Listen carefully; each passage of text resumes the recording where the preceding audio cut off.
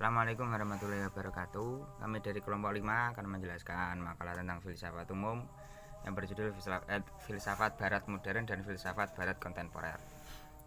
Saya selaku pemateri pertama akan menjelaskan latar belakang tradisi, yaitu tradisi pemikiran Barat dewasa ini merupakan paradigma bagi pengembangan bagi budaya Barat dengan implikasi yang sangat luas dan mendalam di semua segi dari seluruh kehidupan.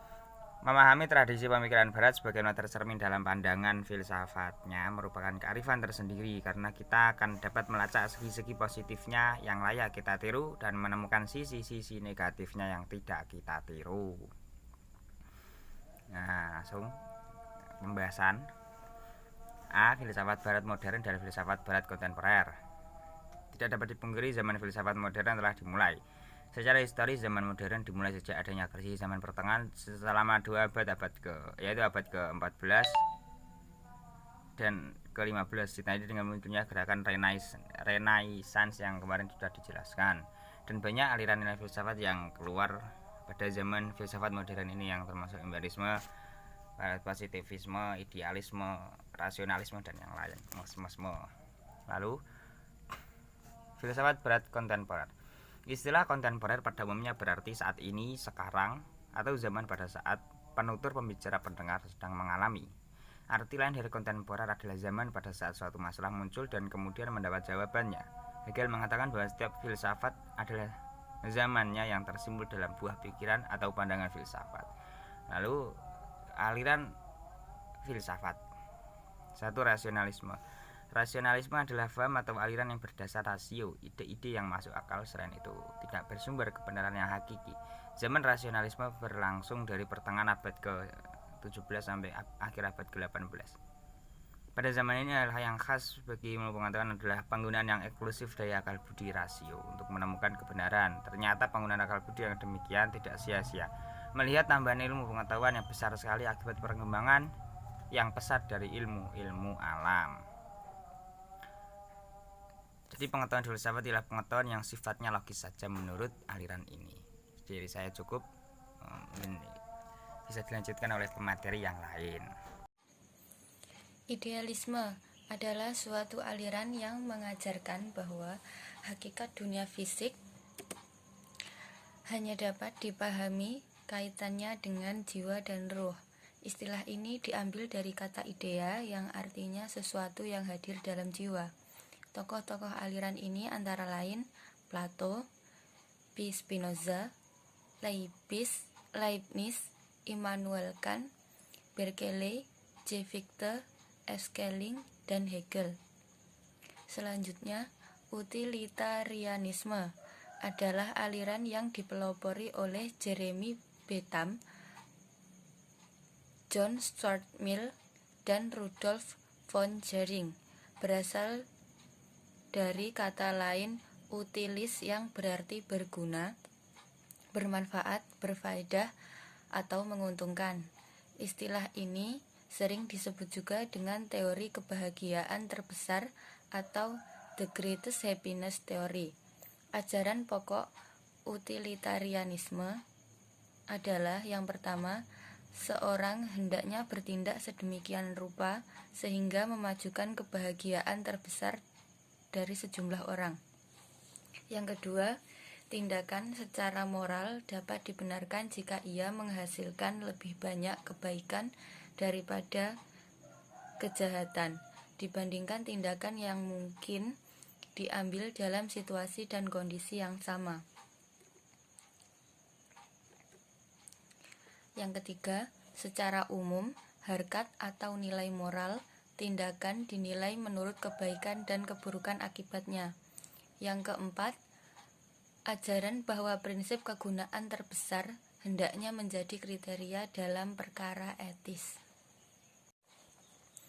Empirisme adalah aliran yang menjadikan pengalaman sebagai sumber pengetahuan. Aliran ini beranggapan bahwa pengetahuan diperoleh melalui pengalaman dengan cara observasi atau penginderaan. Karena itu, empirisme dinisbatkan pada faham yang memilih pengalaman sebagai sumber utama pengenalan, baik pengalaman lahiriah maupun pengalaman batiniah yang menyangkut pribadi manusia. Pada dasarnya, aliran ini sangat bertentangan dengan rasionalisme.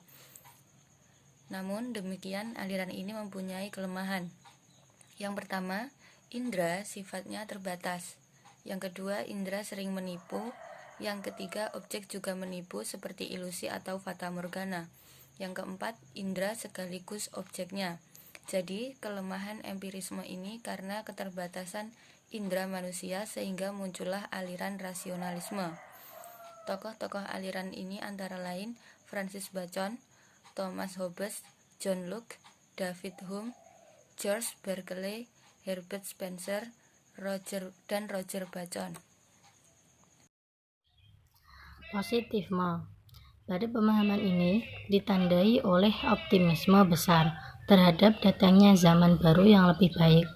Auguste Comte sebagai bapak positifisme meramalkan bahwa abad ke-19 merupakan abad industri dan terbentuknya orde sosial baru.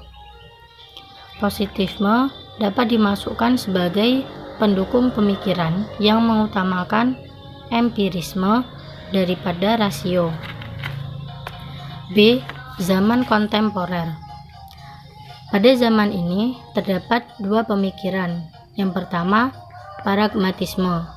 Pragmatisme adalah suatu aliran filsafat yang mengajarkan bahwa yang benar adalah yang membuktikan dirinya sebagai benar dengan perantaraan akibat-akibatnya yang bermanfaat secara praktis. Tokoh dalam pemikiran ini adalah William James dan George Berkeley. Yang kedua, dekonstruksionisme. Pemikiran ini dipopulerkan oleh Jacques Derrida. Pemikiran ini berkaitan dengan masalah bahasa, yaitu dekonstruksi, strukturalisme, Saussure, juga isu-isu perdamaian dan keadilan yang universal, yang hanya menerima satu bentuk keadilan yang selalu dielu-elukan bangsa Barat. Menurut pandangan strukturalisme, bahwa bahasa mempunyai makna yang stabil dan pasti. Dekonstruksi susah untuk didefinisikan. Maka dari itu, menurut MC Coulan ada 5 strategi untuk memahami dekonstruksi. Yang pertama, dekonstruksi berarti sebuah peristiwa pembacaan. Yang kedua, dekonstruksi adalah kontaminasi oposisi-oposisi binar atau badan dan jiwa. Yang ketiga, dekonstruksi dijelaskan sebagai suatu proses pembacaan yang meminati, yang terpinggirkan, seperti coretan di dinding. Yang keempat, dekonstruksi adalah sejarah. Yang kelima, dekonstruksi tidak ada yang bebas teks, yang artinya rangkaian jejak-jejak yang konteksnya ada dalam teks yang memberi makna. Sekian dari kami. Apabila ada salah kata, kami mohon maaf. Wassalamualaikum warahmatullahi wabarakatuh.